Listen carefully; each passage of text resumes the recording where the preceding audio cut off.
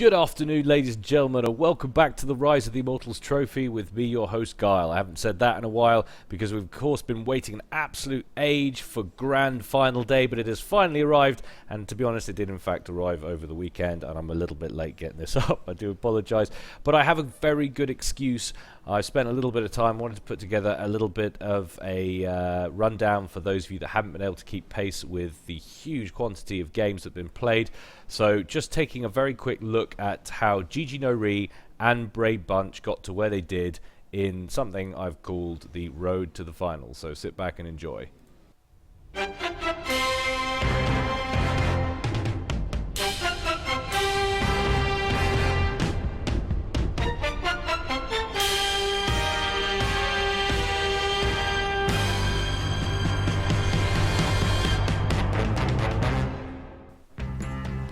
Round 1 saw Brainbunch take on two potato brothers.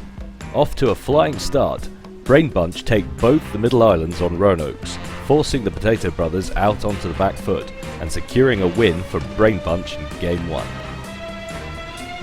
In Game 2, Mercy Time took on Brainfart, but never seemed to get ahead in the match. Eventually, the loss of map control proved too much, and it handed the victory to Brainbunch for Round 1. Over in Pool 3, Gigi Noi had a tougher first week against Quizquids. Game 1 and Lu Xun was defeated after just 9 minutes of play, ejected by a timely mercy snipe from Renzilla. Sola does an excellent job at 2v1 until they finally best him at minute 32 with an experimental assault bot from Income. Not wishing to be beaten, however, Gigi Noi then forged two victories in the two 1v1s that followed to clinch the match 2-1.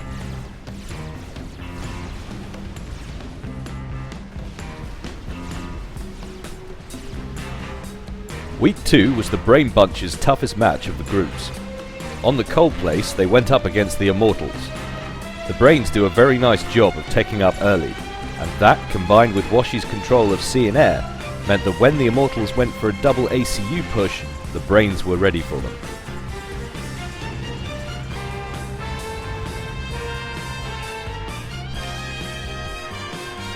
Game 2, and Chosen went up against Brainfart. The match seemed relatively even in the early stages, but at the midpoint, Brain seemed to crumble, and Chosen dispatched his opponent with an attack on his vulnerable left flank, tying up the match 1-1. In Game 3, one of the most hectic of the tourney, we saw an epic spam fight which Laneless finally lost, perhaps due to the timing on his tech upgrades, leaving him with just too few units to work with. Brainbunch take the match 2-1.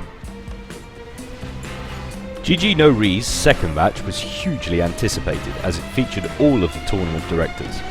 Not wanting to take any chances with a slow game, Sola and Lu Xun go straight for a double comp push on the cold place, forcing Kircher to move on Lu Xun's base with his ACU. Gigi Noi take down both enemy ACUs in under 10 minutes.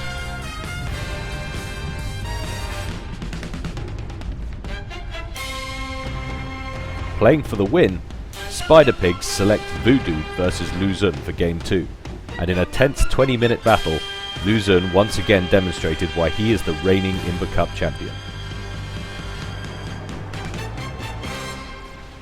On to Week 3, and the Brainbunch went to war with the YouTube stars. Both teams had already qualified, but both were anxious to avoid team tag in the quarterfinals if at all possible. In the 2v2, the Brainbunch double-teamed TJ, just enough at the beginning to get an advantage, and it's an advantage that they managed to hold on to for the rest of the game. They take Game 1 in 17 minutes.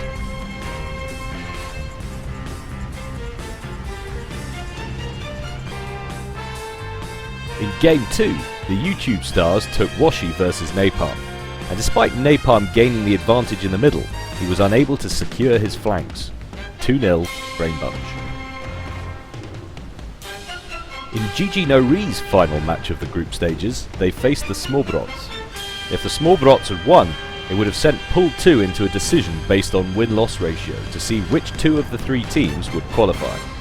Lu Xun and Sola, however, had other ideas. Lu Xun outperforms his mirror, Killer, and literally runs over him in the first 6 minutes. It seemed obvious by the end that the Small Brots hadn't practiced on Crazy Rush.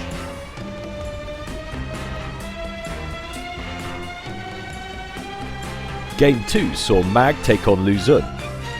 Despite pretty even play, Lu Xun gains a slight edge with air control, and it was enough to force Mag to engage with his comm and eventually hand over the victory.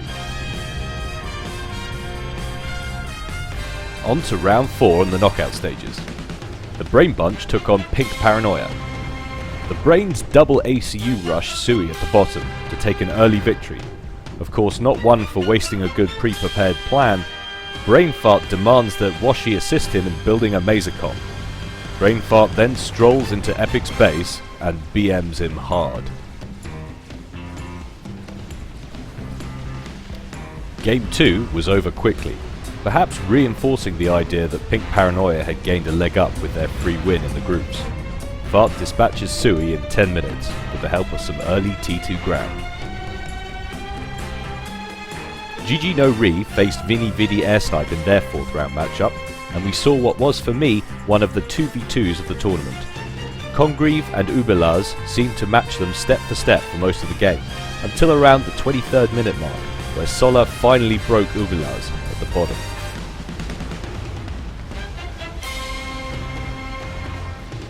In the 1v1, Vini Vidi Air Snipe put Congreve up against Lu Xun, and Lu Xun finally emerged triumphant after a 27-minute thriller, making this match a must-see for anyone who missed it. The semi-finals saw the inclusion of the infamous Sentence Clutch, and Brainbunch facing off against Deathly's Rage. A rather stagnant game for the most part, that seemed to be over in the first 20 to 25 minutes, when Brainbunch ceded naval control. At minute 30, the Brains capitulate. 1-0 down, with the pressure on, the Brains come back to win both of their 1v1s on Melancholy Hill, and book their place in the final. Gigi Noi's semi-final was also a close match. This time, Setton's was a more lively affair. At first it looked as though Pebble had brushed aside Sola at the top with some very nice early drop work. But Sola remained unmolested for too long and returned with a vengeance, carrying the game as only a hardcore Setton's player can. And in the final game of the semi-final, Clan Tag put Pebble up against Sola, and Sola went all out attack, damaging Pebble's base immediately.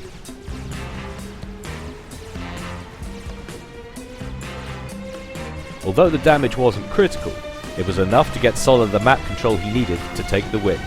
Sola definitely gets the semi-final MVP award, taking Gigi Noi into the final.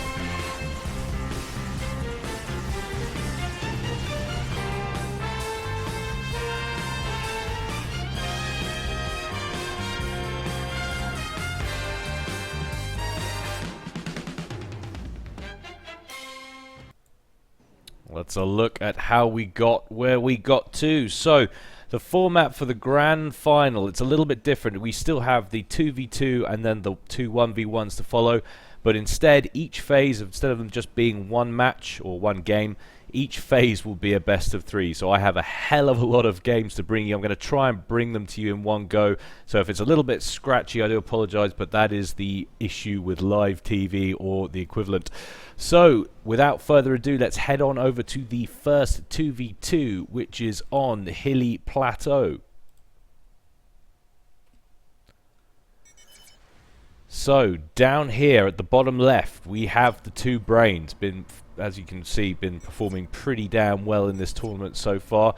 There was a little bit of a jostling on the forums actually saying that they wouldn't be the guys to make it to the final, so it wouldn't matter anyway.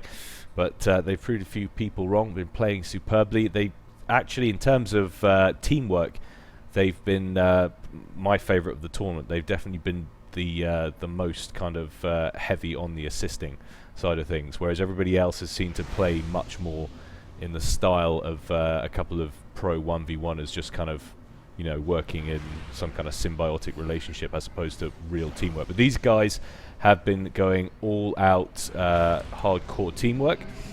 So let's take a look. We've got Brainwash, he's going blue Aeon, and Brainfart is going the customary orange, and he's going UEF.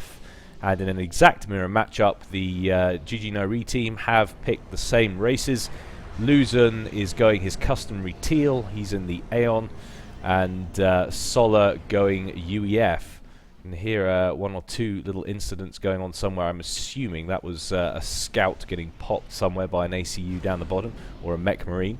You can see an initial mech marine just making his way up now for brain fart, and he's going to take out an engineer, prevent that mass point from going up, which is always irritating. Look like there's an Aurora or two. No, sorry, a Spirit, the scout for Aeon that was on the case, but he's going to be far too slow, and that mech marine is going to wander away and guard one of the other mass points. Meanwhile, down here at the bottom, we've got a flare. That's the assault bot for Aeon, just doing exactly the same thing, picking up a engineer kill off brain fart, and then going up, trying to pick another one up off Washi, but promptly getting zapped by an Aurora, not getting the job done, which is nice for the Wash one. Doesn't want to be missing out or slowing up the production of that hydrocarbon. So of course lots and lots of mass on this map. We've got lots of hydrocarbons as well, so expect this to escalate quickly. You can already see the amount of factories going up left, right and center for the brains, spreading out in the two-pronged direction. And of course, as you'd expect, exactly the same thing happening up here for Gigi Noi, but slightly more aggressive stance with their ACUs. Gigi Noi marching both of them into the middle, grabbing the two mass points. It's going to go to Solar, and they're going to guard those with all they can. But we've got a little bit of a push on the right-hand side with some low order of magnitude troops, some strikers from Brain Fart, just going to push up the right-hand side, pick up a mass point or two. Actually, it could be a nasty little run by. Luzon doesn't have anything in the way of protection back there. His ACU is way out at the middle, and this tiny little band of troops from Brain Fart is in a position to do some quite nasty damage here in the 4th minute. It's going to deny its few mass points, possibly pick up a hydrocarbon kill.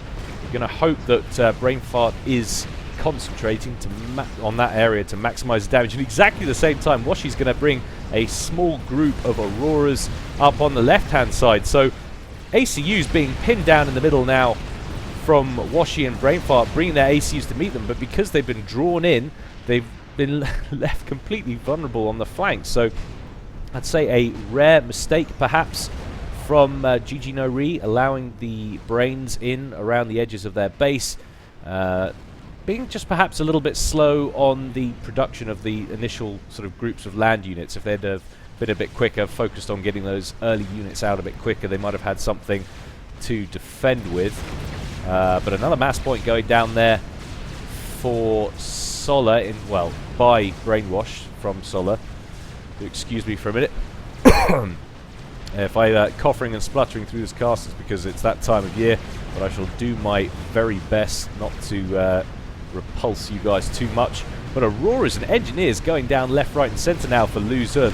He's losing all kinds of troops here as another group of strikers from Brainfart pushes up the right-hand side, picks up another mass point, might get another one, although there's a horde of Auroras coming in to try and sort those out. So rather an unsurprising turn of, rather a surprising, I should say, turn of events.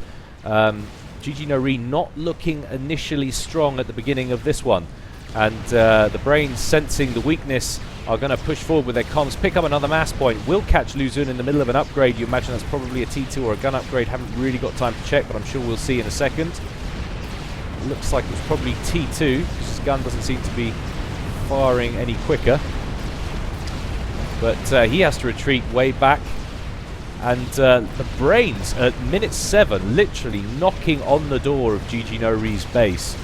Not a good situation, and not just with their ACUs, but with a ton of backup, and even T2. We've got some Mongoose coming in from Brainfart, so the brains really taking the initiative on this one, taking this game by the scruff of the neck, and making Gigi Noi look like a much lower seeded team than they are. This is beginning to look a bit more like a group match at the moment instead of a final. But it is, of course, early days, and Brainfart probably wants to think about retreating. Can't take fire from both the ACUs of his opponents, so he does just that. But look at the amount of Mongoose coming in here on the right-hand side for Brainfart, mixed in with his other troops. It's going to give him some nice range. The Auroras have to back off, can't contend with that. Luzon's just going to start seeding factories now. He's not going to be able to hold on to those. One goes down, another one's not going to be long for this world either. Solar busy getting as much reclaim as he can, trying to get back on top of things. But it's unusual. You'd expect when one team is pushing up so hard on one side, you might have a chance of winning on the other side. But Brainwash has this left-hand side very tightly controlled by the looks of things. Solar, who is quite a fan of wall sections from what I've been seeing in this tournament, it looks like he's trying to slow down the progress of the Brains on the left-hand side of the base just by getting some kind of defences up. Doesn't want any more of these kind of strafing run-bys into the back of their base, which you can understand because that initial work done by the Brains at the beginning of the game did seem to cost Gigi Noi quite heavily. But look at the amount of map control and spam on the field for the Brains. This is definitely looking like they have the advantage. Take a very quick look at the economies, how we're getting on. Brainwash is on 47, it looks like. Brainfod is on 45. Solar is on 32, looks like. And Luzon's on 27. So massive economical advantage, as you'd expect, for the Brains, being as they have what looks like about 65-70% of the map at this stage. And the fact that Brain has managed to tech up and get this many units out, it really looks like this is a nice, well-rehearsed opening from the Brains, definitely making it work for them at the beginning. And never a good sign. Gigi Noi looking like they're entering a turtling phase, getting T2 point defense up all over the place. And while that works wonders when you're creeping into someone's base, when you're hemmed in on the side of the map like this, it's usually the sign of the death throes. So Luzon rapidly being forced to retreat now, taking an awful lot of fire from Washi. Down to under 3,000 HP. Brainwash definitely sensing blood here, down to 500 hit points. Gets a very nice rank in there as he passed the 30 kill mark, and that's going to save him for a minute. Washi sees that.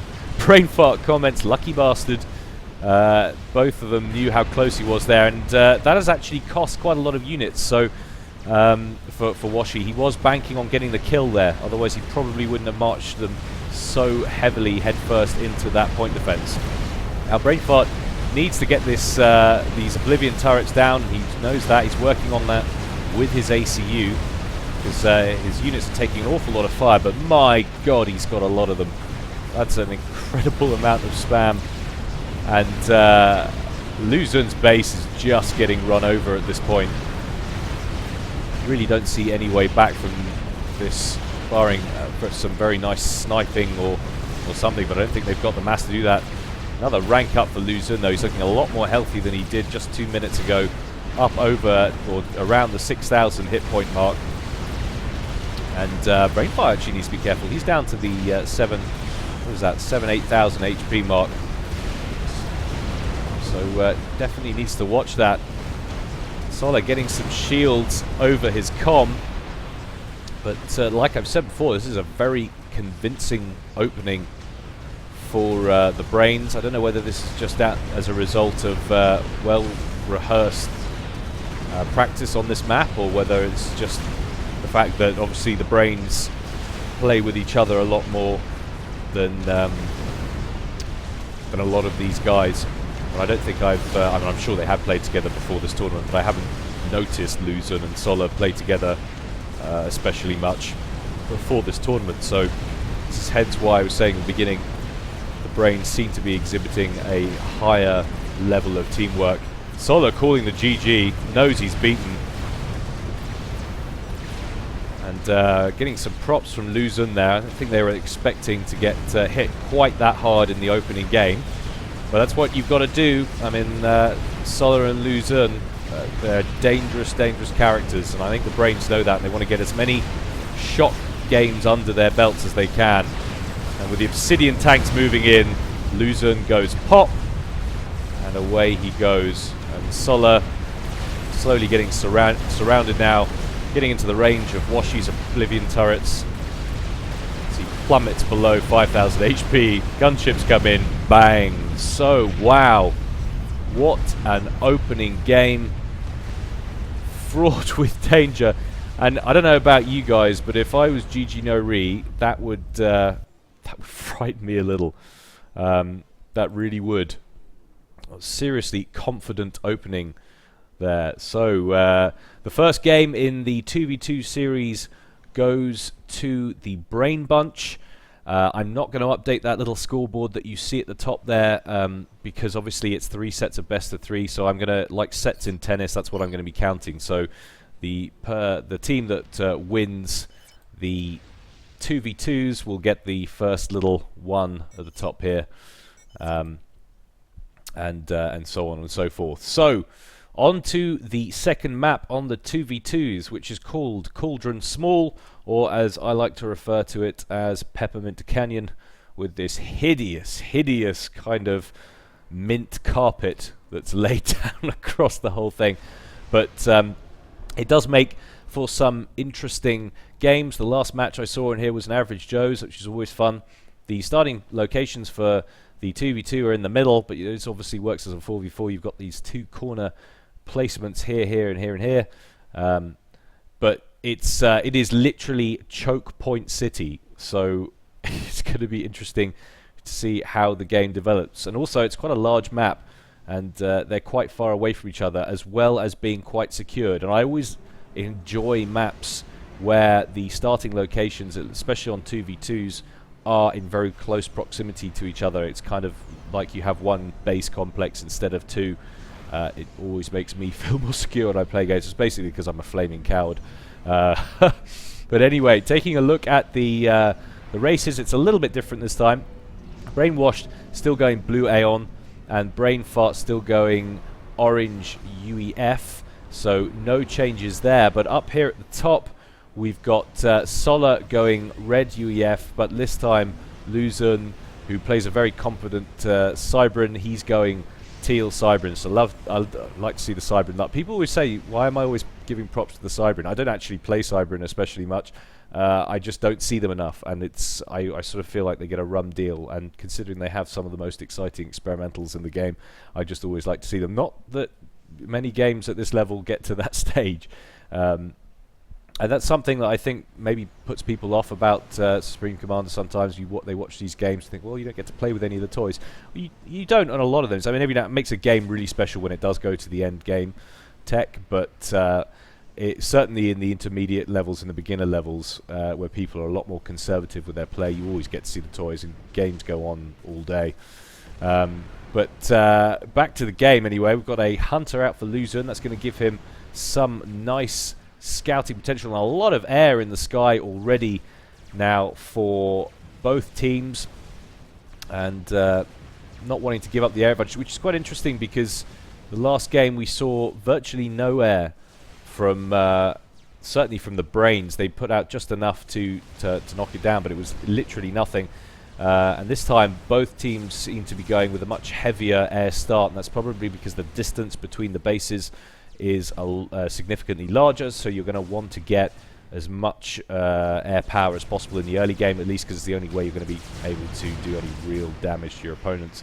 But you can see air control for the minute firmly in the hands of the Brains, and they're taking some mild fire from some archers. The UEF Mobile T1 anti-air, not the most effective unit in the game, but it gets the job done, certainly against T1 interceptors.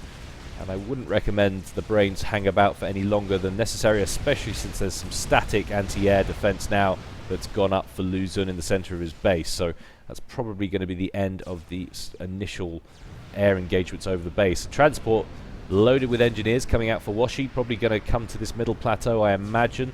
Got a mass point on there and some nice reclaim amongst all those trees and the rocks. So it's definitely worth picking up. And little hit squads of Mantis now out for Luzon. Brainfart is going to harass them with some bombers rather than take them on head-to-head with any ground units. Over on the right-hand side, Brainfart's established a small production facility. He's going to get 4 factories up there if they complete.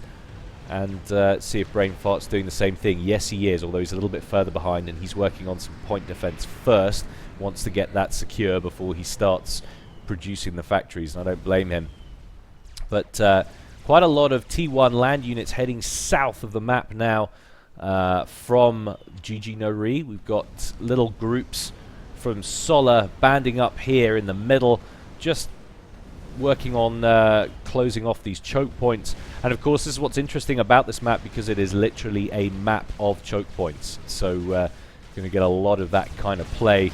Small groups of units sitting in the branches of the canyons. And lots of interceptors out for Brainwash. Definitely not wanting to yield the skies. I think in terms of teams, you've got a few inties out for Luzon as well, but in terms of team, it certainly looks like air advantage is massively with the Brains at the moment. There's actually, what is this, a transport going on over here. So a small hit squad of some kinds about to make landfall, a couple of Auroras and a scout. But it's very bad timing, because they're going to get hit in the face with an overcharge from Solar's ACU. So that was nice timing for Solar, not so nice for the Brains. But I applaud the initiative. Now, a nice little push on the left-hand side from Solar.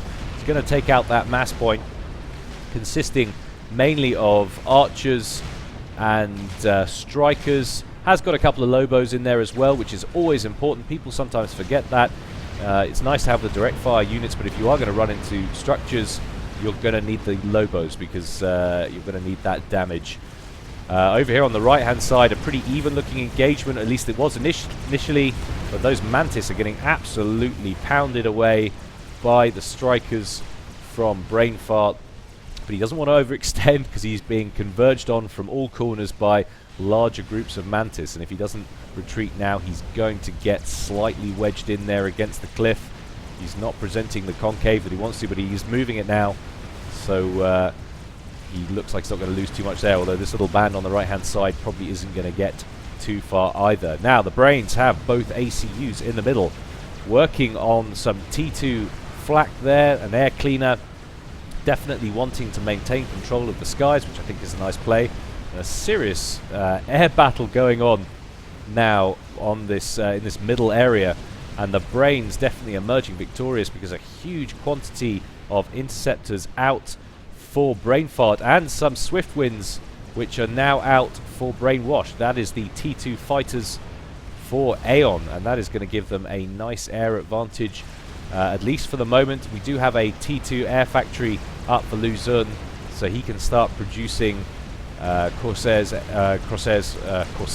excuse me, at any time. Mass independent, of course. Now, a nice little run by happening from Brainfart, trying to get these units towards the back of the base, and it looks like he might manage it. Luzon perhaps caught napping a little bit there. Should have brought his ACU over to the left-hand side. I'm not sure what he's doing, sitting there picking his nose, but should be destroying these units. But they're going to get right in towards the back and probably score a few kills. You don't want them that close to your T2 power generator, especially at this time of the game when you're probably doing a lot of upgrades, and that T2 power goes down. That's going to cost him all the power he's got. The shield goes down, but a timely arrival from some Mantis reinforcements will kill that before the power goes down. So that's very important. But again, look at the map control that the Brains have managed to grab in the first 12 minutes of this game. It looks like at least 60% of the map, maybe 65%, is in the hands of the Brains. And it's just, I don't know, I'm kind of shocked. It's I wasn't expecting them to be performing quite this well. But then, of course, as I was saying before, they are pretty masterful at their teamwork at the 2v2. They work very well in conjunction together. And that is why they've had so much success in this tournament. Now, lots and lots of Auroras sitting there in the middle for Brainwash. And Solar, once again, going mental with the wall sections, trying to slow up any forward progression from Brainwash. He looks like he's about to start moving in to test the water, so to speak. I've got some triads up as well, so Brainfart and Brainwash looking to fortify this central area, which is definitely the right maneuver when they're that far ahead. A huge air engagement over on the right-hand side, and although the numbers look like they were in Luzon's favour, all of those blue aircraft are T2, and Wash has just absolutely run over all those interceptors. So air control still firmly in the hands of the Brains. They're not building, from what I can see, anything too heavy in the way of gunships or bombers.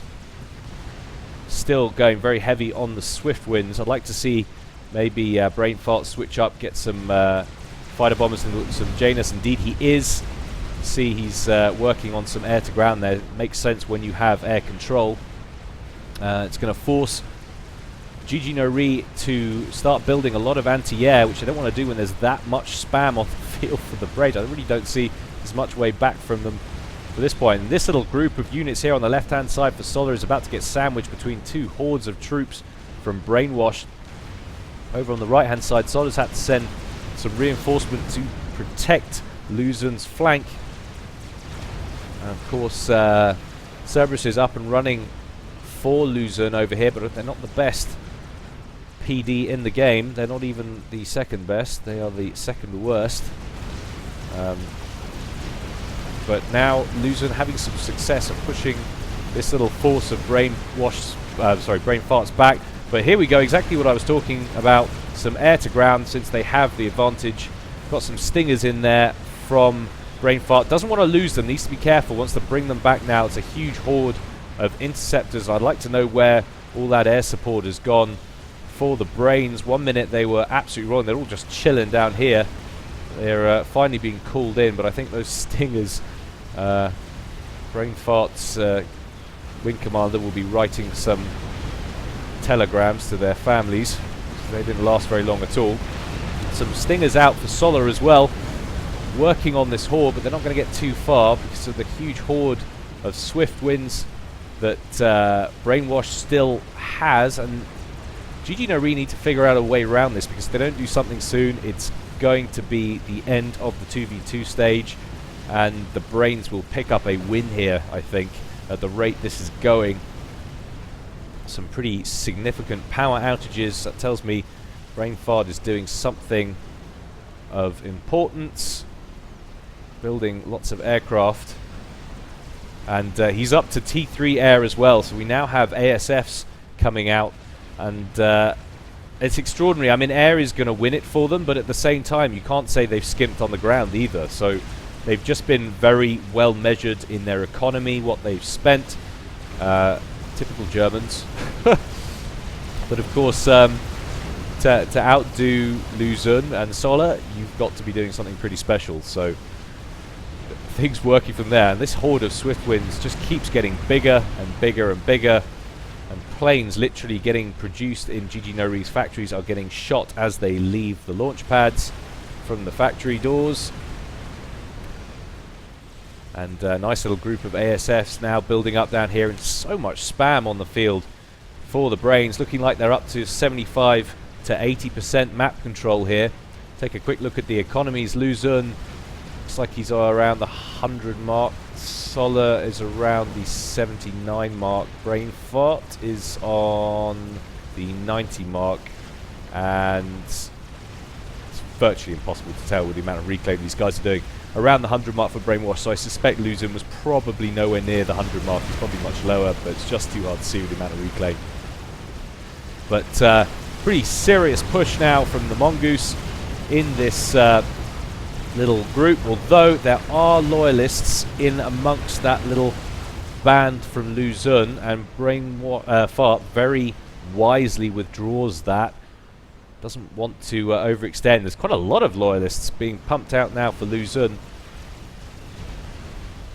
and which is all well and good, but the amount of gunships and aircraft, they just won't be able to push out now with those units. He can produce as many as they like, and Luzon producing some standoff units here. We've got a Tech 3 mobile artillery out here, probably going to park it down here and put some fire on this blockade that Washi's been running on the left hand side of the map.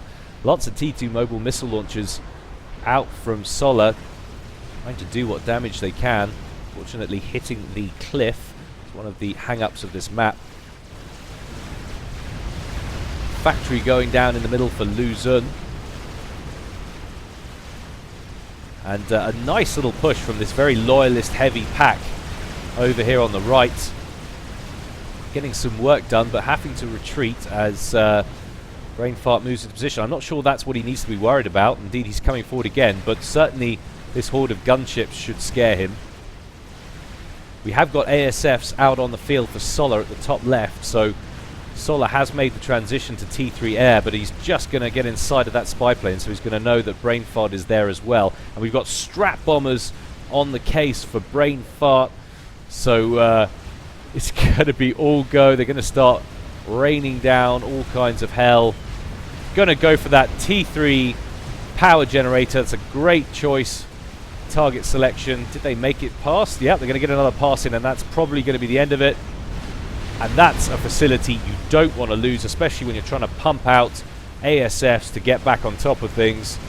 Indeed, that may well be the final nail in the coffin. Take a look at where Solar's at now. Oh, he's doing all right on power, actually. He's not too bad. So he must have enough T2s up elsewhere. But whole group of mongoose now sitting at the front lines here. Not sure whether that's the brains pinging or not. Whether that's Gigi Noi. It's always tough. These guys are not saying anything in chat, so you'd expect them all to be on comms with their teammate, which, to be honest, is the only sensible way to play at this level. The battle changes like second to second, so you know by the time you type something, it might be too late. You've got the two brains very cozy in the middle. We've got some tactical missile launchers going up now for Brain Washed, and they're going to fire a salvo. Luckily, I caught them just in time. At least it looked like they were. Did they just cancel that? There they go. Question is, what is their target selection? Probably, if they've got sense, going after some kind of high-value target, maybe going after that air factory. But they're going to run into a couple of buzz kills, and that immediately gets spotted. But buzzkills obviously not the best, but you're going to need more than 2 TAC missiles to get past 3 buzzkills. That's easy work for them. Titan going off against 2 or 3 loyalists there. He's not going to get too far with it, but these strap bombers out for Brain Fart will get some work done. Going to get taken out by ASS from Solar, but Brain Fart far exceeds his number. It's going to whittle him down to about 3 ASFs on the field. And that's going to rapidly decrease to 1 and maybe nothing. Luzon now up to T3 air as well. Still trying to get back on top of things. Quite a horde of Spectres over to the right-hand side for Brainwashed. Trying to keep these groups of air-to-ground targets safe. But it's quite surprising how long this game's gone on, considering the amount of territory that Gigi Noi has ceded. Brainwash getting an upgrade from Brain Fart. Still have trouble saying that without smirking. But Luzon actually piling up quite a nice amount of T3 units now. This is looking pretty dangerous. And I'd be very fearful for the brains if it wasn't for their air control that they have at the moment. Solar doing all the right things, trying to build up his ASFs, get that advantage. There's a nasty amount of loyalists in there. Strolling past, taking out those 2 mass points. Trying to get what work they can get done. Got a few Percivals in there now, wanting to take the edge off those loyalists. And some nasty losses in there for Luzon. He's going to back up a little bit. Titan going to go down, brooking no opposition really. But still, Luzon funneling forces over to the right-hand side, and Brainfart's little push here has run out of units. Needs more T3 land if he's going to prevent Luzon from staging a comeback here. There's a lot of T3 air on the field now, though, for Gigi Noi, and if the Brains don't do something soon, they are in danger of letting Gigi Noi back into this one.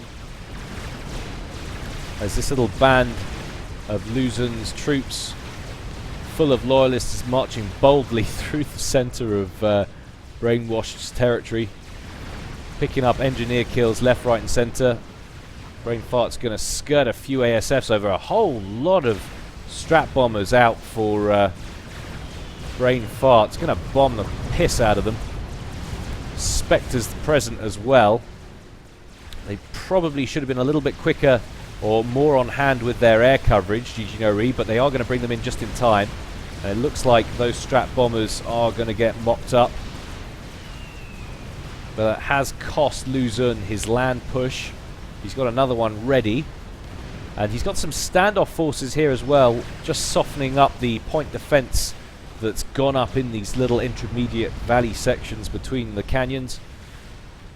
But a pretty significant push over here on the left-hand side for Brainwashed. Lots of Harbingers strolling through. Got artillery, the sentries, the Aeon T3 mobiles softening up the forces, paving way for double-shielded Harbingers, which is always a horrible sight to see. And Solar just doesn't have anything up close and personal to deal with it.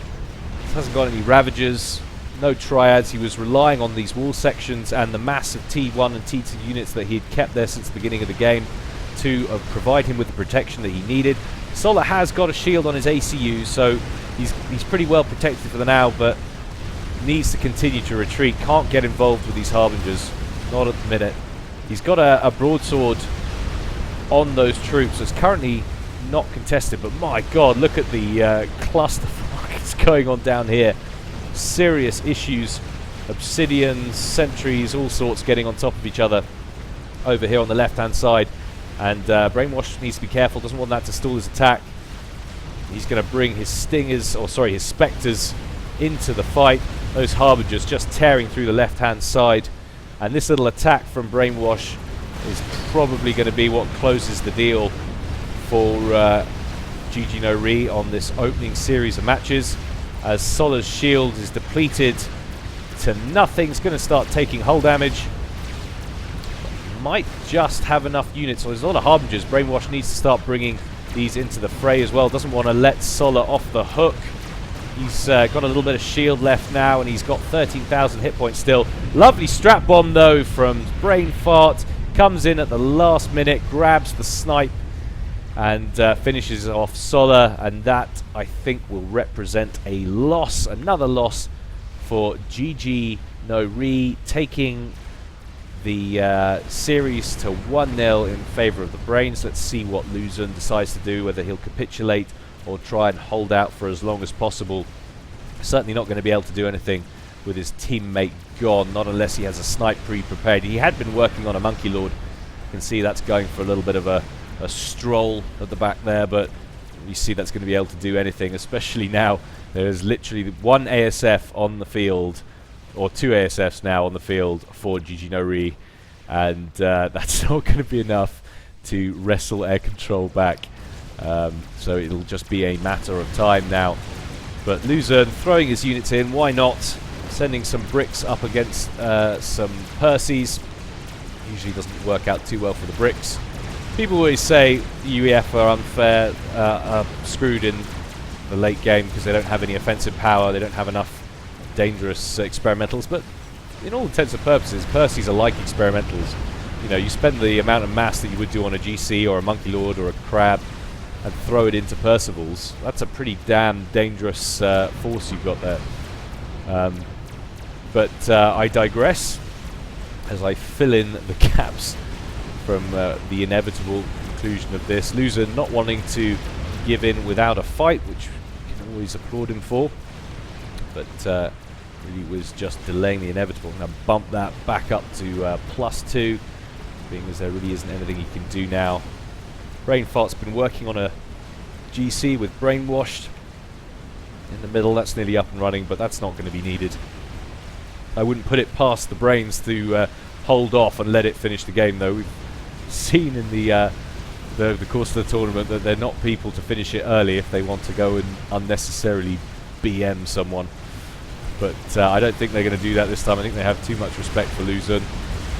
Certainly you don't give him any more distance, any more headroom than is absolutely necessary. If you have a chance to take a win, you take it.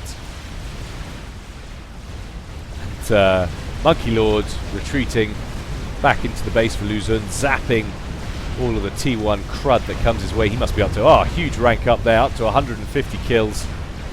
Back up to almost full health. 58,000 hit points at full. Just a question of time now. Percy's manoeuvring around the right-hand side. Imagine, that's quite a lot of strap bombers that's piling up at the back as well for Brainfart.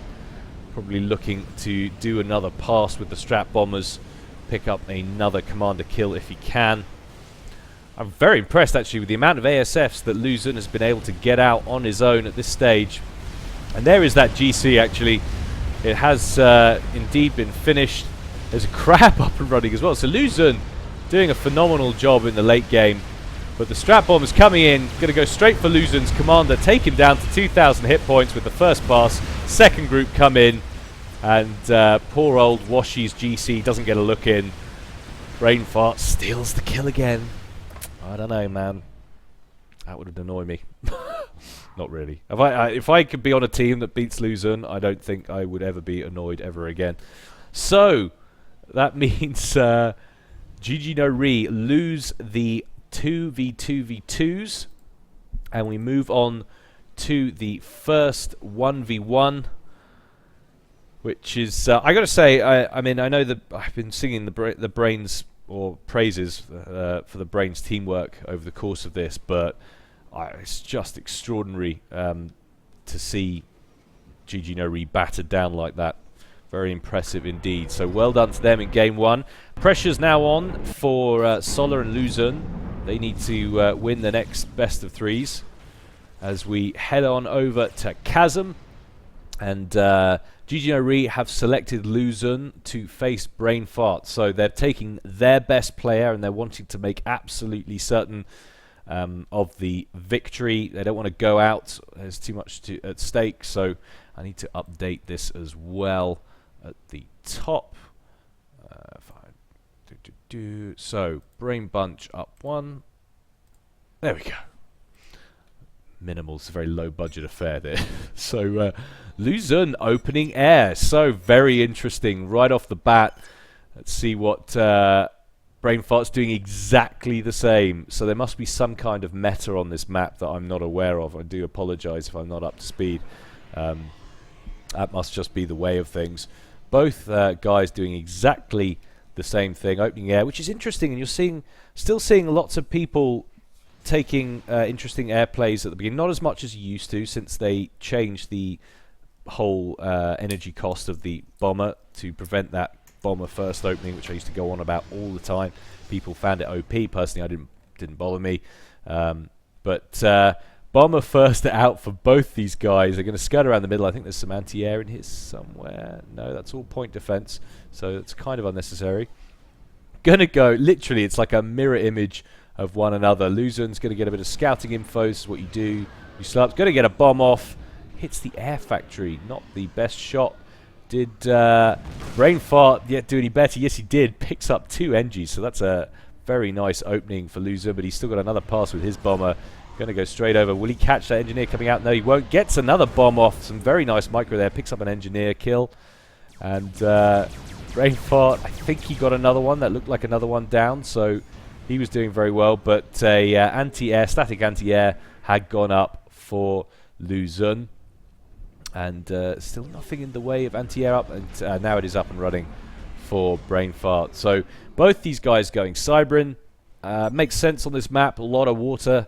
And both these guys opening air first, bomber first, despite all of the changes. Just shows you guys people still go for it. It's not the problem that it shouldn't be done. I think the grievance that the pros had was it was just not costly enough to do.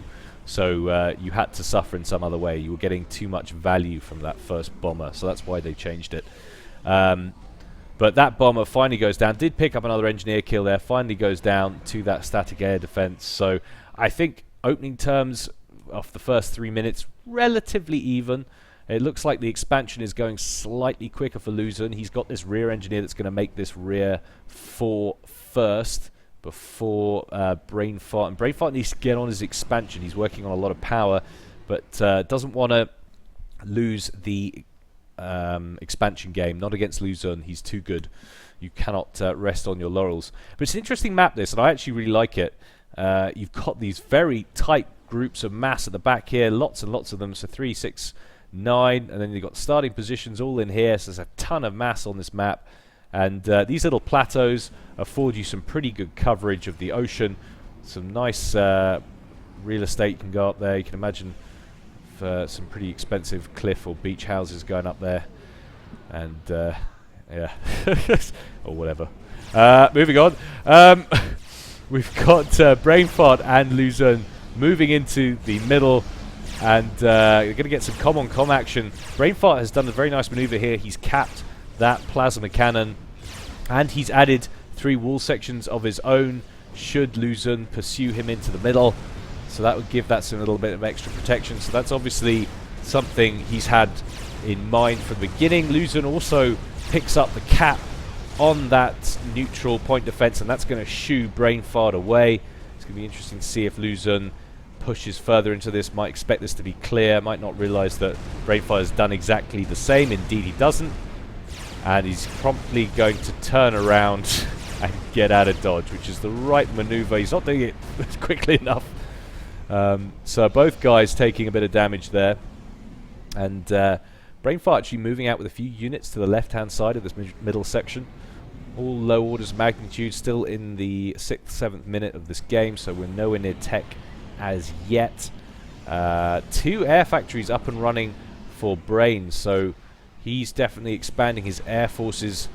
Still just 1 for Luzon, but Luzon's doing so much better on expansion. Look, he's already got these mass points, he's working on these ones, and Brain Fart is miles behind. He hasn't gone for either of these yet. He needs to crack on that. I think that's probably a little bit of a lapse in concentration. Small group of FAMs to the left-hand side. Probably going to get beaten down by the Zuthi and STAM fire of Brain Fart. And a few of the mobile artilleries going around the left-hand side for Brain Fart. But a nice little run by of these early units here. And he does need to grab these because he hasn't got any of his own yet. So he needs to slow up this expansion from Luzon if he's going to stay in this. Manages to pick those up, or at least pick up 2. Wants to get this one as well if possible, but I don't think he's going to. He's going to pick up that engineer, prevent him from completing that land factory. But only now is he picking up these bottom left mass points. And I find this sometimes with Brain Fart. He can lose concentration slightly at the beginning of games. It does seem that way. And a Selen, of course, the combat scout, so annoying. They can cloak, sit on these mass points. You're not going to know that they're there. And he's going to take the ceasefire button off and go straight after the engineer from Brain Fart. Pick it up. Engineer obviously was turning around to try and get a reclaim on there. Going to send both of them back this time, start reclaiming, and that's going to be the end of that little combat scout. I think that might well have been more effective actually just to leave it on that mass point and get in the intel that he needed. In the meantime, however, Brain Fart sort of skirting around the middle with his ACU.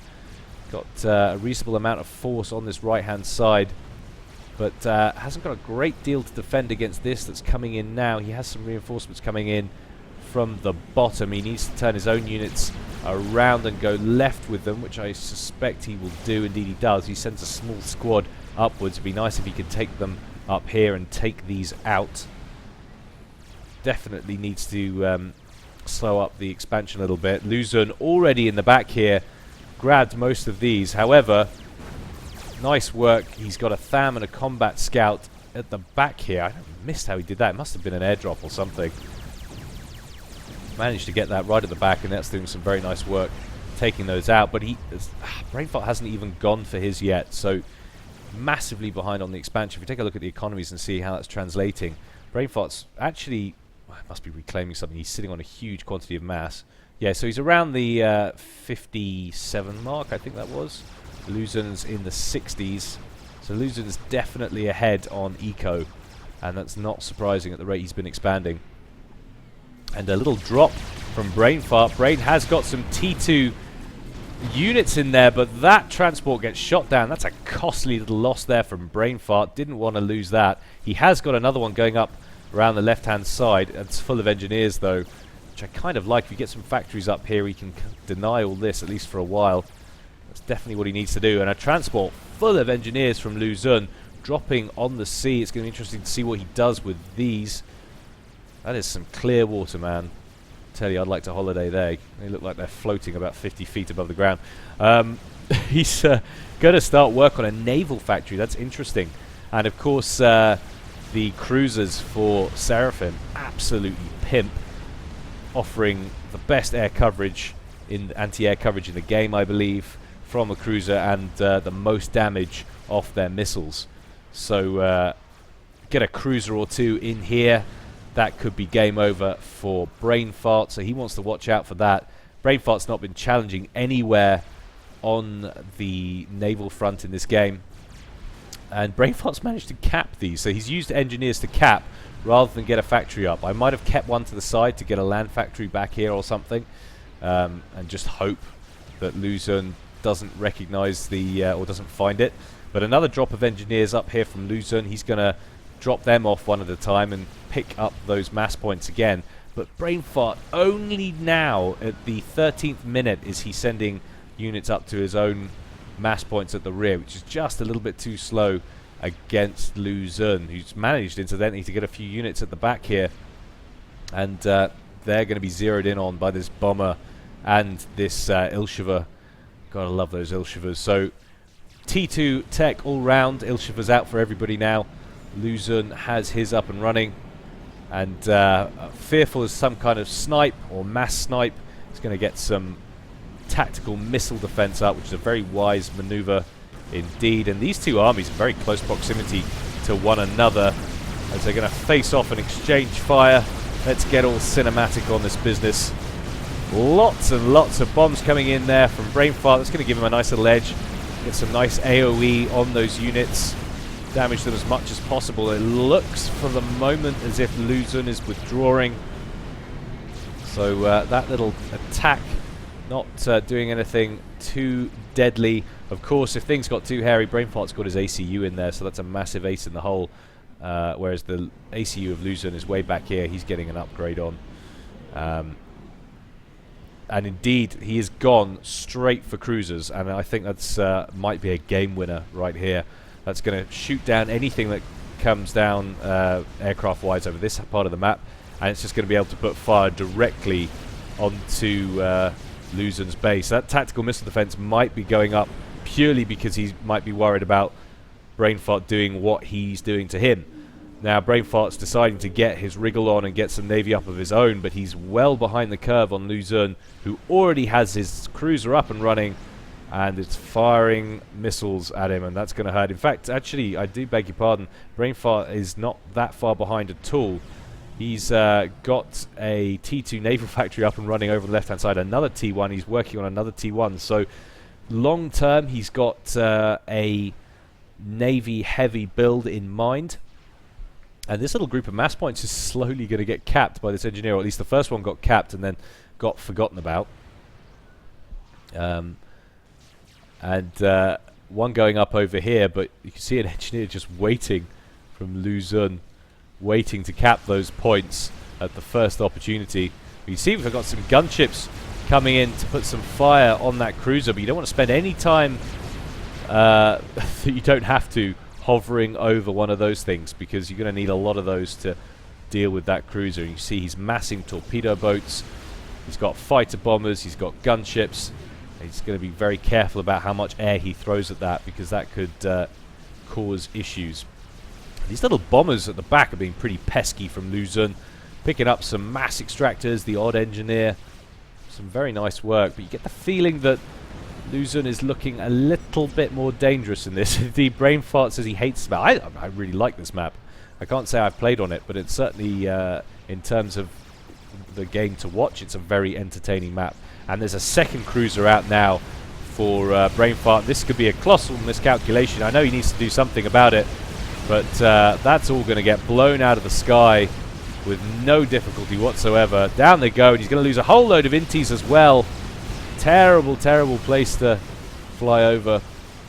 And that's going to cede dramatic amounts of air control in favor of Luzon. And Luzon's now got another NG drop coming over here to the right-hand side. It's going to fly over these engineers. Brainfart believes it's lost. GG Eco War. So GG's going out. I don't know whether that's official GG's or metaphorical GG's. We'll have to see if Brainfart capitulates.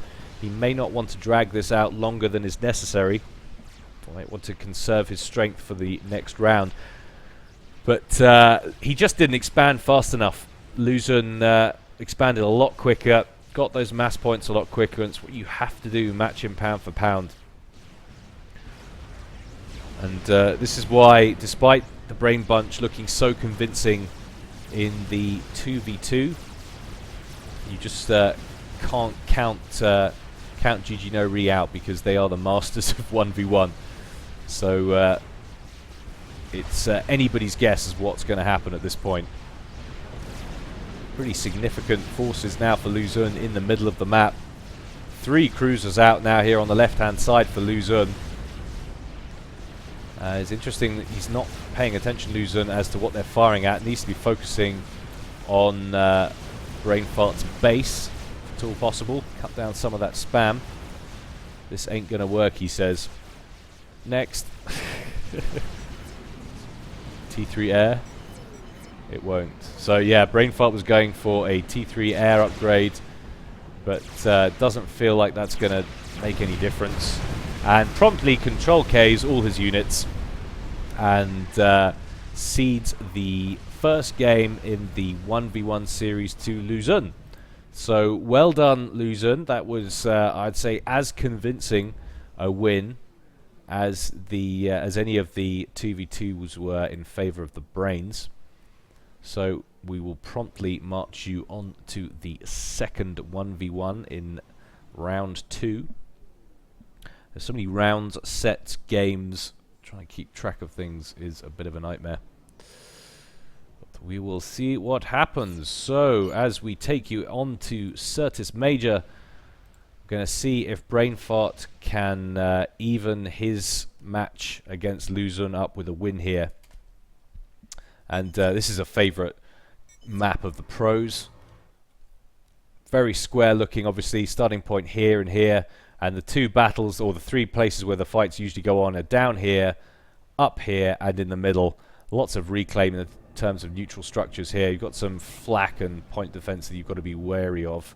But otherwise, that's a whole lot of mass that you can pick up. And also the shape of the relief of the land. Lots of plateaus. So there are key areas that are very high value to control. If you're starting on this side, if you control this, you've got this plateau that you can fire down on, especially mobile missile launchers, that kind of thing. Artillery if the game gets into the T3 stage. So it's definitely a popular one. Now over here on the right, Luzon once again going Seraphim, but Brainfart has reverted back to UEF, presumably wanting to take advantage of their defensive capabilities for the chokeholds, the choke points, wanting to lock down certain areas of the map. Luzon feeling like he wants to be a little bit more offensive in this. Brainfart opening land initially, but then going straight for an air factory. Wants to get the adjoining power bonus by putting that right next to the hydrocarbon. Luzon is doing exactly the same thing, opens land, and then goes for the air factory. So some pretty well-rehearsed meta, as you'd expect from a map that gets played a lot, that has spent pretty significant times in the map pools for the ladder.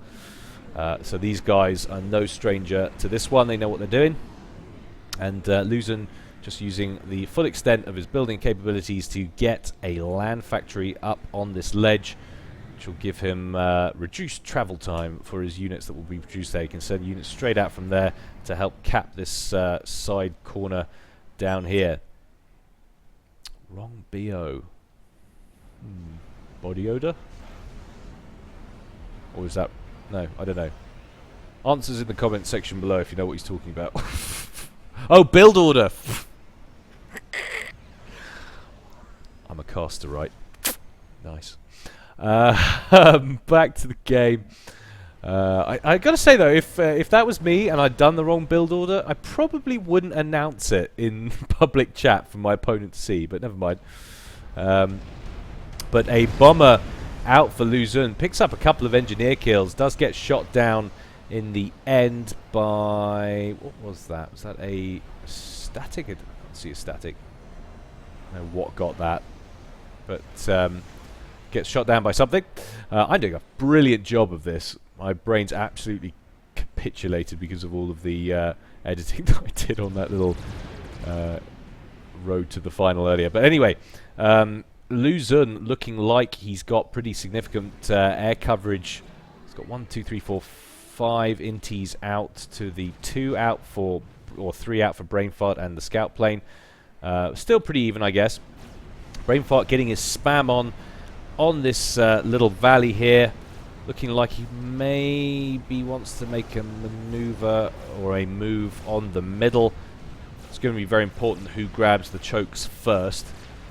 Luzon moving his ACU onto this side. He's sort of moving and building land factories as he goes, sort of one at a time, and then off he goes again.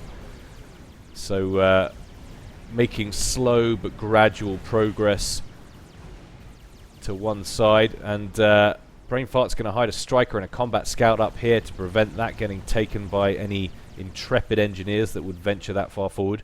And the transport full of, looks like artillery, coming up here to the left-hand side of the map. Some bombers actually out for Brainfart getting some work done there, picking up an engineer kill. But that bomber's been zoned in on by every inceptor on the map.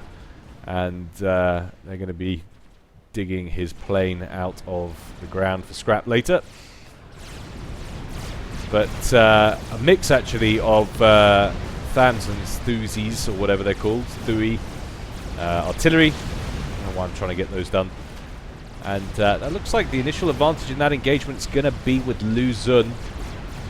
He's going to force Brainfart off the side of that, pick up these 3 mass points, whilst not being challenged on his side at all. And actually, Brainfart moving in very close proximity to Luzon's comm.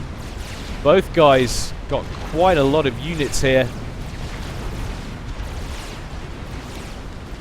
Neither guy wanting to cede control. Brainfart's actually got significantly more units in the immediate area, but there's a lot of reinforcements coming in from Luzon. Brainfart's extended quite far. Wants to get back in through that gully. Doesn't want to get cut off by those units from Brainfart. If he does, it's going to be jostled around and he's not going to be able to retreat. Some very nice bumping from Luzon. Brainfart not happy about that. He's getting hit with an awful lot of artillery. And that actually looks like he's given up. And he's down below 500 HP.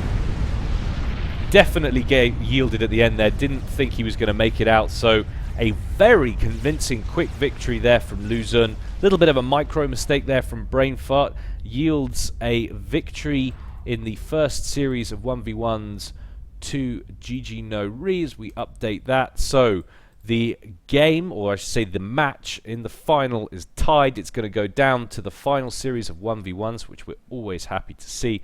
So let me just load that up for you and bring that as soon as possible. And of course it'll be the same map order as the last series. So I believe, what was it? Was it Canyon? I can't remember what it's called now to start, but we shall see momentarily.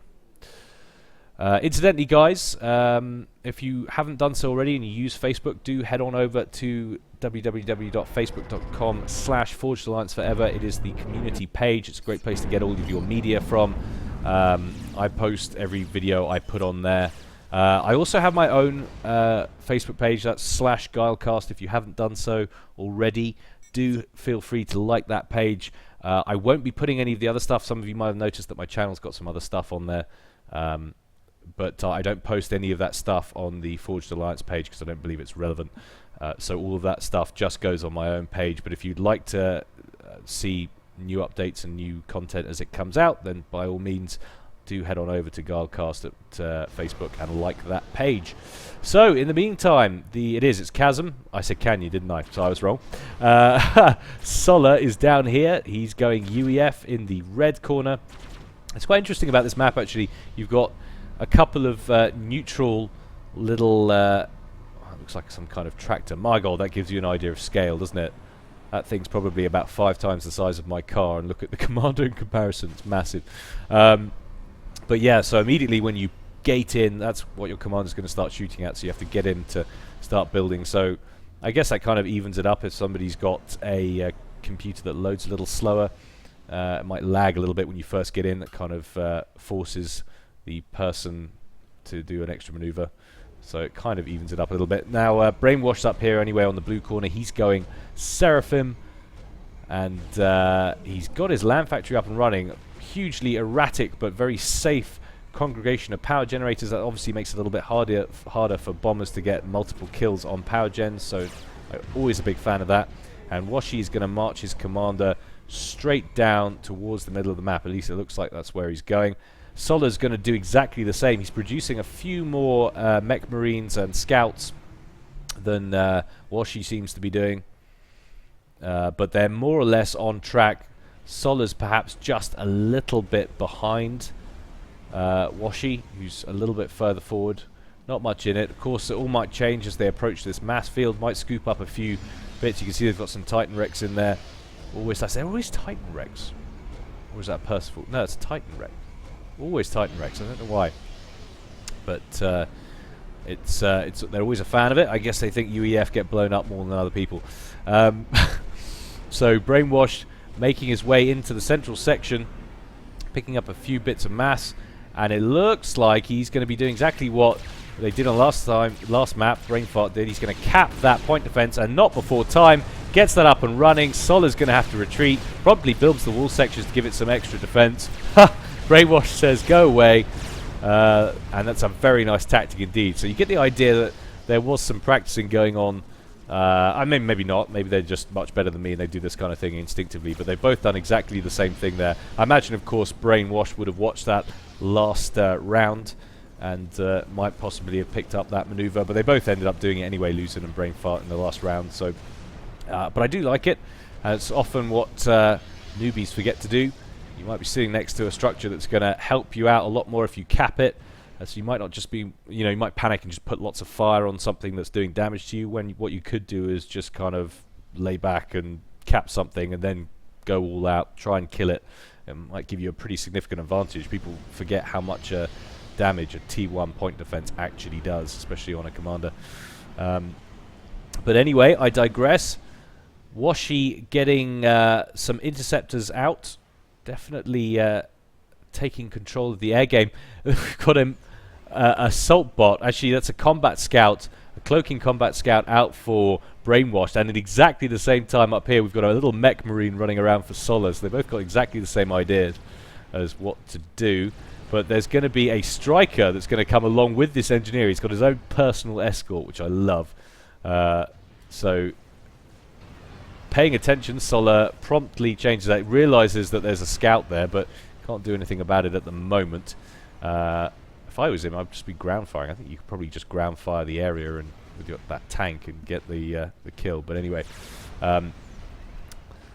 the transport now out for Solar. He's going to be airlifting stuff to the back of his base. Wants to pick that up early, and of course, thanks to the intel, Brainwash was well aware of where that engineer was, so takes that out nice and quickly. Puts a lot of damage on that striker as well. So that's going to halt expansion over there. Whereas Washi, he's kind of doing all right. I mean, he's a little bit further behind on the expansion front. Once again, Gigi Noi proving that they are the masters in the 1v1 of eco, getting the engineers out to where they need to go early. And once again, the brains lagging behind ever so slightly. I mean, he's doing all right on this side of things, and he's slowed up expansion here on the right with that nice work with his bomber. But another big transport full of, I don't know what that's full of. It's always hard to see. Let me just have a look. Full of strikers. Interesting. So he's probably going to take that right round the back and use that as an assault tool to hit any engineers that are going to get to work on the mass points at the back. Just have to see how that works out for him. Once again, Solar going absolutely ape balls with the wall sections. He's a huge fan of it. I wouldn't be so concerned with it personally, especially not when you're playing against the Seraphim, who can just float around your wall sections with their artillery. But You know, you play the way you play. That's all I can say. And Sola likes his defences. And don't get me wrong, they work. You know, you've got pretty significant flanks going up here. And if you get another sort of wall sections going here, that will slow up invading forces. They'll have to zigzag through, taking fire as they go. So it does work. But still no progress here. Over here on the right hand side, needs to get an engineer down there, pick up that. But look at these. Look, we've got all 9 mass points now and firmly in the hands of Sola, and not a single one up here for Brainwash. Just a horrible group of strikers ready to pop any engineers that they see working on them. So Sola looking, if we take a look at the mass, Sola's got a full bar. He's sitting on 63. And Brainwashed is reclaiming something. He's in the 50s.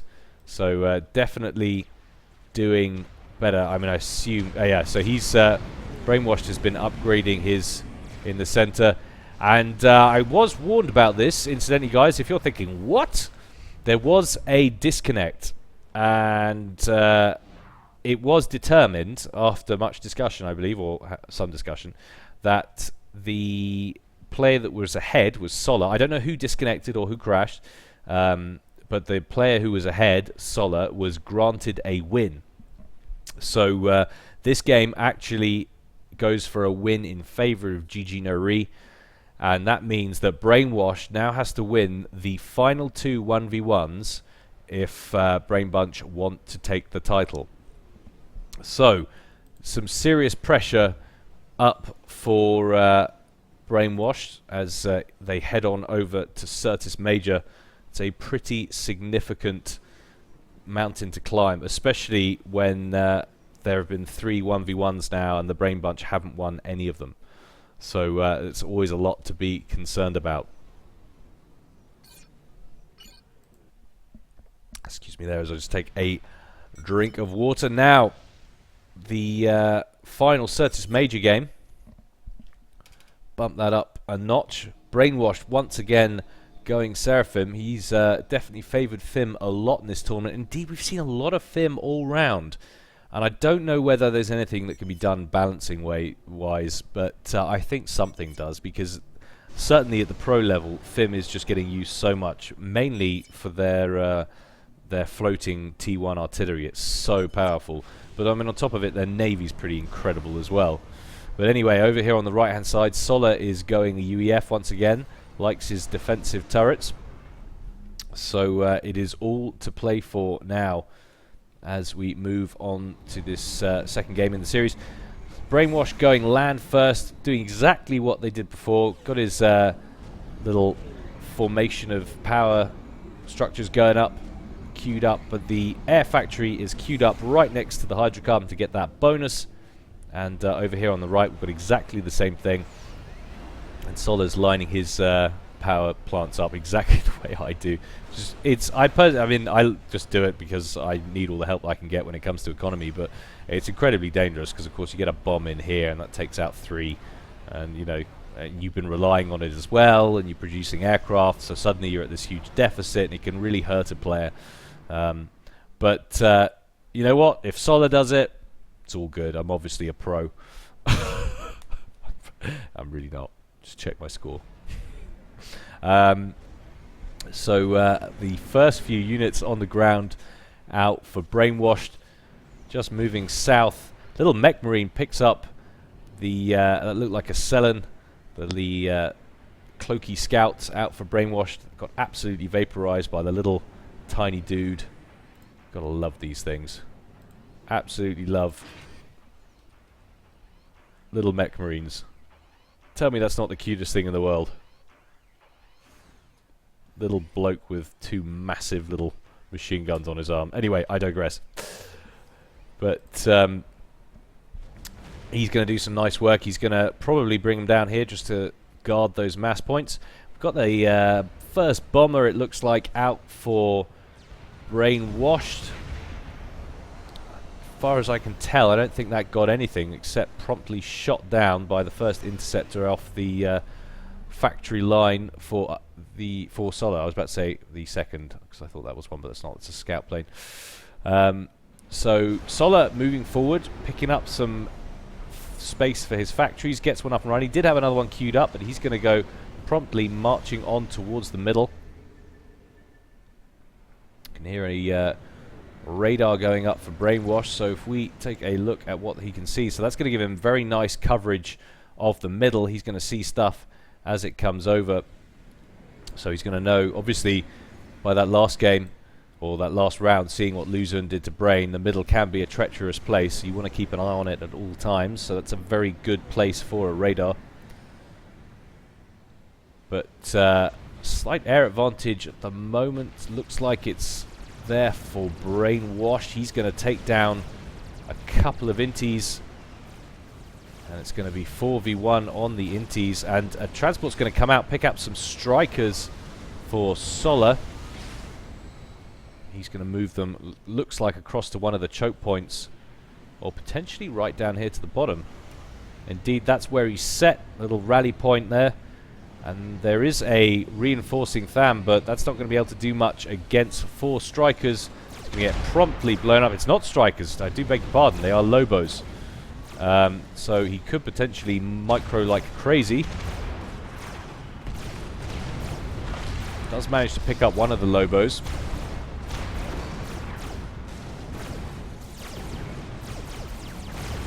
And some very timely arrivals from some reinforcements. The reinforcements do get canned, but they do manage to finish the Lobos off, all for a Tham, a combat or a scout, and an engineer, so not too devastating. And over here at the top, we've got a nice little group of Thams working for Brainwash. He's managed to get an engineer down here.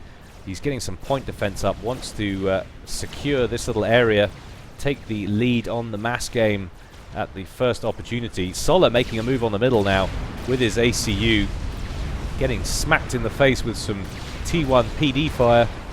Retreats to begin with. He's going to let the Lobos do the rest of the work, in which they do. Pretty significant force building up for Brainwashed in the middle as well. So game running pretty similar to the last one. And Striker drop now for Solar in the central section. That transport's going to get insta-popped by 5 interceptors that are going to come in and get that done. But there's an air advantage now for Solar, who's going to try and take this opportunity to get rid of what air Brainwashed has, or at least he should be, because he's uncontested and he's got a huge, huge advantage. But on the ground, in the middle, forces for Brainwashed looking significantly more numerous, as most of Solar's forces are funneling up here to the right. So this little drop of an engineer has worked wonders for Brainwashed. He's trying to get a factory up and running, has a PD up and running, but that's not going to last too long, as this Lobo is going to take it down, and that transport's going to evacuate that engineer. Doesn't want to do it too close to that. That's horrible, horrible placement. Very unlucky. Gets a Lobo shell to the cockpit window and probably gets blown out of the sky. But a nice aggressive push through the middle from Brainwashed. And that's going to make a nice little breakthrough, actually. And Solar's retreating with his commander by his lonesome, which gives Brainwash free reign to work on Solar's forces. And that's a lot of factories which are suddenly very vulnerable, which represents a lot of time, energy, and mass that has gone into it. And Solar doesn't want to yield it too gracefully without inflicting at least some damage. And now, if you look at the amount of map control that Brainwashed has, looking around the 60% mark, he's got the top, he's got the middle, and he's looking like he's about to have the bottom. Things not going well for Solar. I'm not 100% sure where he's gone wrong on this one. He did look in reasonable shape, but doesn't seem to have the units. The spam coming off Brainwashed is absolutely huge, and Brainwashed really playing his socks off in this one, in this must-win game. Got a couple of strikers out, and I'm wondering if that T2 air factory has been what's cost Solar. You can see there's no T2 factory up and running anywhere, land or air, for Brainwashed. Those strikers are going to thin out the forces considerably, but the question is, has the damage already been done? In terms of map control, he's yielded an awful lot. And you can see Brainwashed is just massing T1 air at the moment, and all he has to do is take out that gunship, and the advantage, or the small advantage that Solar had for a moment in that combat will be over. Indeed, he's well aware of that, so he's withdrawing that Stinger from those hostile air forces, which is definitely the right maneuver. But Brainwashed looking absolutely fearsome at the moment. He's going to work on an anti-air defense. Wisely, he's got 2 up already. No, 3 up already. So he's making a nasty little beachhead, completely nullifying any advantage that Solar would have had from the air. And now, having this ridge, those Thuis are just going to be able to rain fire down and take out all of the T1 power that's lined up very nicely for him. Although they're actually going to move forward and target the commander, as he looks like he's almost pinned up against the cliff. Solar calls out the GG, knows he's not going to win this one, and that is a super confident display from Brainwashed. Very nice, under pressure. Mad props to you, bro. And Solar promptly leaves the game, having called the GG, doesn't wait for the commander to go pop, knows it's all over. There's nothing he's going to be able to do about it. Very impressive, and that takes us to a final match, which I know is what you were all secretly hoping for. I certainly was. As we boot up the final one. Of course, we haven't seen this one yet because the second round 1v1 didn't go to a third game. So this will be a brand new map. And I got rather excited when I saw this, because I actually love this map for 1v1s. I think it's fantastic. It's got a little bit of a role-play element to it. If you haven't seen it before, it's called the Titanus Observatory, or if you look closely and like word games, the Tit-Anus Observatory, as I like to call it. And it's got a little group of neutral buildings up here at the top. It's got a hydrocarbon. It's got a... is that an Omni? No, I think it's a T2. That'd be a little bit tough to cap. It would screw all your power.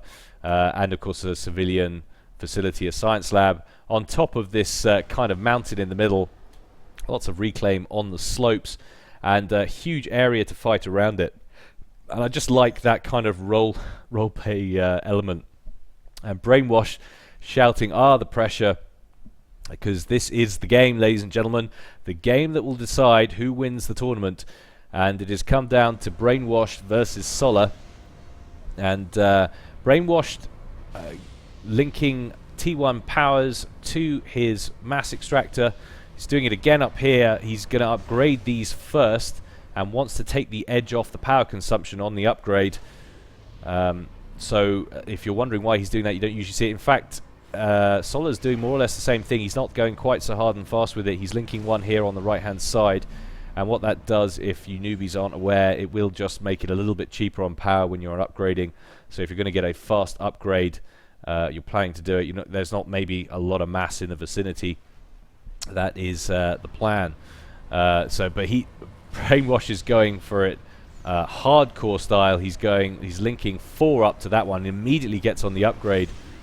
So we can take a look at that by selecting him. You can see it's minus 46 compared to what it would be. Answers in the comment section below. I do forget. She doesn't tell you anywhere.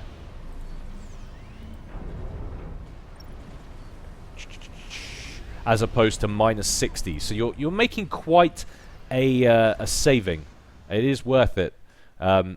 Obviously, typically, usually in the longer games, you'd put mass storage around the extractors, which will increase the amount of mass you withdraw from the point. So that's generally what people do in the larger games. You don't see it a lot in the smaller games because it's actually not worth the time, energy to do so, even with templates and the mass. The game's usually over before you've got any real significant benefit from that. But certainly on larger maps, you're crazy not to do it. And a little mech marine getting in here. Go on, son. Go on, son. Up. Fail. Camera fail. And he's going to take out that mass point unless some reinforcements come in very quickly, which they're planning on doing. A striker is moving right forward. Will he get it? Will he get it? Will he get it? No! Mass point left with 145 hit points. So nice pick up there. Nice save from Brainwashed. and something has been something of Brainwash has been killed by a scout. He's obviously rather indignant about it.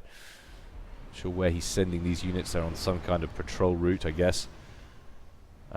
He's actually planning a maneuver over here, and that's quite interesting because it looks like that's where Solar's ACU is moving. Indeed, all of Brainwash's forces are moving over to the right-hand side, and Solar is moving his comm over there. And wanting to gain the initiative, perhaps not realizing it hasn't got enough scouting information. Solar going to get that striker and that combat scout into sight. But the majority of the air units on the field, well, having said that, it's kind of even on air. You've got 4 or 5 inties down here for Solar, and 4 or 5 about the place, or 3 or 4 about the place, with a couple of bombers out for Brainwashed.